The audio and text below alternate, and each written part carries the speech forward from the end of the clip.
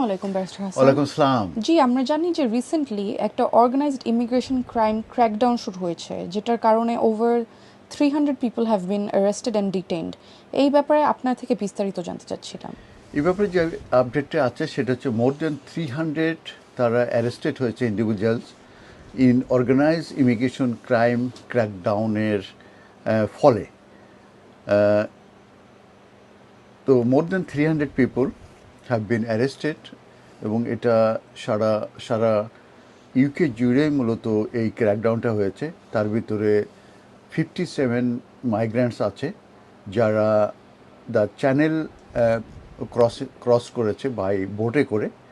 এবং এই যে ক্র্যাকডাউন হয়েছে এটি মূলত part of a police crackdown on illegal trade and organise immigration crime. The national police chiefs council, যেটা এনপিসিসি, উনি বলেছেন যে এই ক্র্যাকডাউনে প্রায় 1 মিলিয়ন পাউন্ড ক্যাশ তারা সিজ করেছে এবং এই অপারেশনটা হয়েছিল 5 দিন ধরে। এবং সেখানে তারা 1 মিলিয়ন পাউন্ড ক্যাশ সহ তারা কার্স সিজ করেছে, ড্রাগস সিজ করেছে এবং ই বাইকস সিজ করেছে। এই অপারেশনটা মূলত সেন্টার্ড অন ট্যাকেলিং ক্রাইম। যে ক্রাইমগুলো সাধারণত হয়ে থাকে সেগুলো যেসব জায়গায় হয়ে থাকে সেই সব জায়গায় মূলত এই ক্র্যাকডাউনটা হয়েছিল কিংবা রেড হয়েছিল। তার ভিতর বারবার শপ আছে, ভেপ শপস আছে, কার ওয়াশেস আছে, তারপরে ফুড প্রোডাকশন আছে এবং নেল সেলুনস আছে। তো এই সব জায়গায় মূলত এই রেডগুলো হয়েছিল কিংবা ক্র্যাকডাউন হয়েছিল। এবং এনপিসিসি তারা বলেছে যে এই বিজনেসগুলো মূলত ভেরি ফ্রিকুয়েন্টলি ইউজ হয়ে থাকে এবং তারা টার্গেটেড হয়ে থাকে বাই ক্রিমিনাল গ্যাংসদের দ্বারা।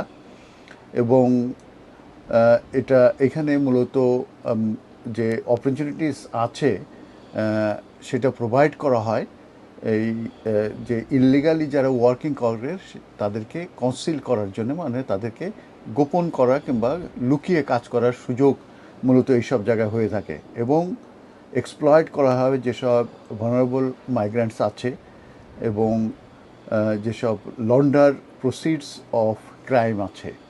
তো minister for border security and asylum, ওনার নাম হচ্ছে অ্যালেক্স নরিস, উনি বলেছেন যে এটা হচ্ছে একটা example of targeted collaboration between the police, immigration enforcement and other partners.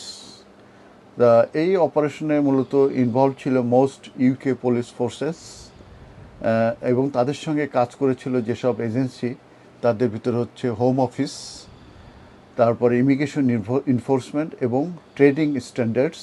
মূলত এরা সম্মিলিতভাবে এই ক্র্যাকডাউনটা করেছে এবং এই টোটাল অফ 362 মূলত অ্যারেস্ট হয়েছে এই ক্র্যাকডাউনের পরিপ্রেক্ষিতে।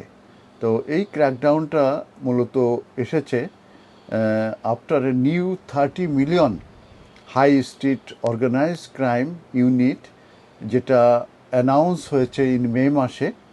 এবং সেটা অ্যানাউন্স হয়েছে কারণ হচ্ছে যে বিবিসি নিউজ যারা ইনভেস্টিগেশন করেছিল এবং তারা তাদের নিউজে বলেছিল যে ইললিগাল যে মিনি মার্টস আছে, ভেপ এবং শপ এবং বারবার শপগুলোতে তারা যখন নিউজ করে তা সেই নিউজের পরে মূলত এই 30 মিলিয়নের high street organise crime unit যেটা অ্যানাউন্স করা হয়েছিল মে মাসে।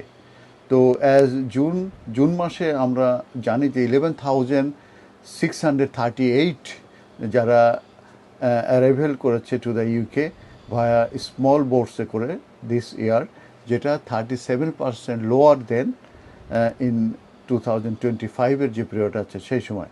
সো ডেপুটি চিফ যে কনস্টেবল ওয়েন্ডি গার্নি, উনি এনপিসিসির যে organise immigration crime domestic task force উনি লিড দিয়ে থাকেন।